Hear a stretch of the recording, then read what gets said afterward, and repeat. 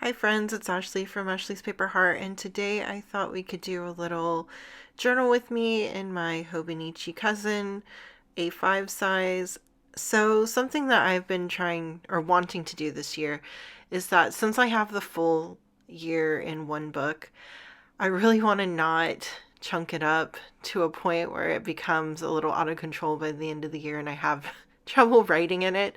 So what I've decided to do is I want to do more drawing in my Hobonichi this year and kind of save the collage and the tip-ins all for more of my traveler's notebook. Not to say that I won't be drawing or won't be tipping in or putting stickers or collaging a little bit, just not nearly to the extent that I have been for the past couple years. So I honestly didn't really know what to draw. Like, the day wasn't like super, there was nothing like super that stood out that would have been easy to draw. So I went on Instagram and found a prompt list, and I cannot remember who was the creator of the prompt list, but basically it was drawing birds for the month of January. So I'm like, why not? I love birds, and I think it'd be fun to try something new. So today was the scoped owl, I believe.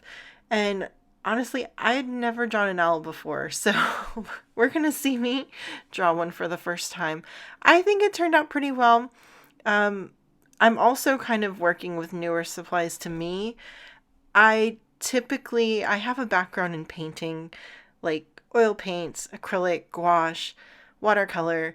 Those are more of what I'm comfortable with, but I also didn't really want to do a whole lot of watercolor this year in my Hobonichi, mostly because the possibility of having the ink on the other page, like the page behind it, to like run from the moisture. So I decided that I was going to try using markers.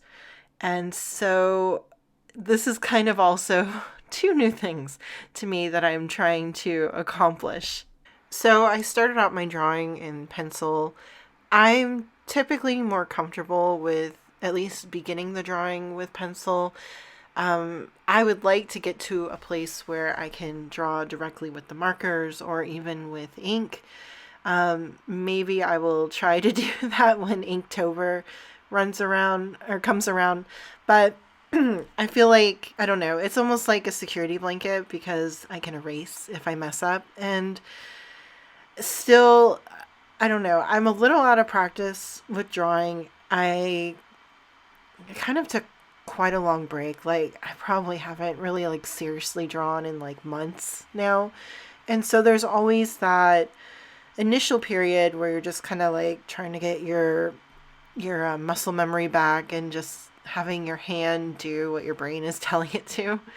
But it does come back, and I feel like the more I do it, the more warmed up I'm going to be, the more my confidence is going to be there, and then maybe I will be ready to draw straight off with markers as opposed with pencil. Or who knows? I mean, either way, it's not a bad thing to start with pencil. And honestly, like, the marker covers up most of the pencil, and what it doesn't cover up, I just erase. So it's all good. So what you saw me doing previously was testing the colors of the markers. Just because you see a color on the cap doesn't necessarily mean that's an accurate representation of what the actual marker is going to look like. So I like to keep a scrap piece of paper next to me so that I can kind of test the markers. And then I pull the colors that I know I'm going to use for the drawing, and I just like put them to the side so that I can keep referencing them. I also had to pull one of my Zig Clean Color dot brushes or markers, because I didn't have this like lighter mid-tone gray. I'm still kind of building up my Tombow collection. Ideally, I would like to get the entire marker collection, but that's just not in my budget at the moment. Maybe, it'll be something I ask for Mother's Day. Hint, hint to my husband. Um, so you see me layering in, and what I like to do when I'm doing, and I even do this technique when I'm painting, I like to take the lighter tones and then start layering them in. I think especially with the markers, you have to treat it from light to dark, because once you lay that dark down, there's really no going back. So it's better to layer than to accidentally put down the darks too early. So I'm mapping out where I want each of the values on this owl, and then I'll start going in with details. But basically, it's like I said, it's kind of like a map where you lay in your highlights, your midtones, and then your shadows, and then you can start finessing the in between color ranges as you go. So, as far as the markers go, I am using just the regular water-based inked Tombos. I know they have an alcohol marker ink line. I have not tried those yet. Let me know if you guys have ever used alcohol markers in your Hobonichi and how that works out. I'm just like terrified that it's gonna bleed onto the next page, and it probably won't. I guess I could probably like just test. I know I have some Copics laying around somewhere that I can try. So maybe I'll do that on one of the back pages to see how the paper handles it. I know Hobonichi paper, despite it being so thin, is kind of a champ at handling a lot of different media on it. So it might be a good time to like give it a shot and see if it works out. Now I'm getting to a place in the drawing where I'm adding in some of these little finer details. I'm about to do the eyes. I didn't have the exact colors that I wanted for the eyes. The eyes are like super bright orange from the reference photo I was using. And there's definitely in the reference photo a kind of a deeper shadow at the tops of the eyes. I didn't have a dark enough orange, and I was too, I guess, too timid to go in with some of the like browns that I have to try to like do the shadow. So it's definitely not exactly how I wanted it, but I think it's good enough. Something else that I want to do this year in my Hobonichi is I really want to make it a goal to be less concerned about having an Instagram ready journal page. I realized that I think for the past year, I was really focusing on, while I was enjoying what I was doing, like when I was collaging and decorating the pages, and I still really enjoy that, I think in the back of my head, I was always designing for Instagram instead of designing for myself. And I want to kind of take that out of the picture this year and really just share what speaks to me, what's memorable to me in the moment, and not just try to make this like beautiful page so that I get likes on Instagram. Honestly, I haven't really been sharing many of my journaling pages at all this year, and I don't know if I will be sharing a lot on Instagram. I feel like I want to make more content for YouTube just because it's more of a personal experience and connection for me, because I get to talk to you guys get to see me do things in video, as opposed to just seeing an image or even a quick reel where we can't really like have an extended moment. So I think I will definitely be doing more YouTube videos this year and less posts on Instagram, and hopefully that is something that you guys will enjoy. So I laid in a little bit of a background on this. I wasn't initially going to, but I felt like it needed something to kind of finish out around the owl. You'll see in a minute, I kind of go back and finesse some of the details. I wasn't happy with how much black I had put down, and I wanted to put down a little more details for the feathers. In the image, this owl is like fluffy, so fluffy. So I was really trying to capture that in the drawing of just exactly how fluffy this owl is. And I go back now and erase my pencil lines that I can see. I know I didn't get all of them. I wasn't super concerned about it, but I did want to get some of the more noticeable ones out of the picture.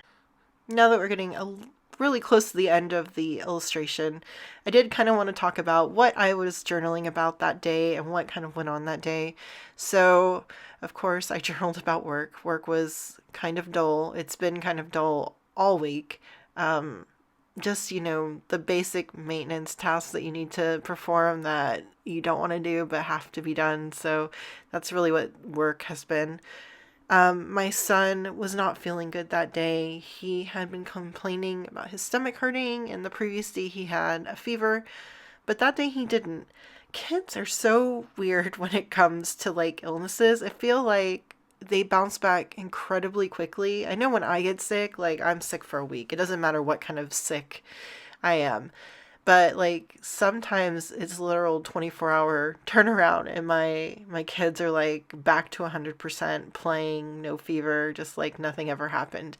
So, oh, the joys of having a youthful immune system. I know since my daughter has started school, like the getting sick, especially during the winter, has been really rough. Like there was a time between like October and I'd say early January where we were sick every other week. And I'm not exaggerating, not joking. It's like your kids are just walking petri dishes and they just spread the plague everywhere. So I didn't get it before having a kid in school, but now I totally understand what some other moms have kind of talked about is your kids bring home everything. Something else that happened that day that kind of got me in the feels was we sold our Osprey hiking backpack, and it was actually one of those hiking backpacks that your kids can ride in, and both of my kids are now way too big to be able to fit into it. And so because we're not having any more kids, 2 is our max. It was a little bit like an end of an era. Like our kids are getting older. My son is going to be 4 next month, and I still can't believe it. My daughter is going to be 6 in March. And I don't know, like every time you give away or let go of more of the like baby stuff, it just really signifies that you're never getting that time back with them. You know what I mean? It's a surreal experience. You want them to grow up. You want them to be independent. You want them to grow into this world. But then at certain points, you're like, no, wait, not so fast. Don't do it now. It's just, it really got me in the feels because I think that might be like one of the last things that we have as far as baby stuff.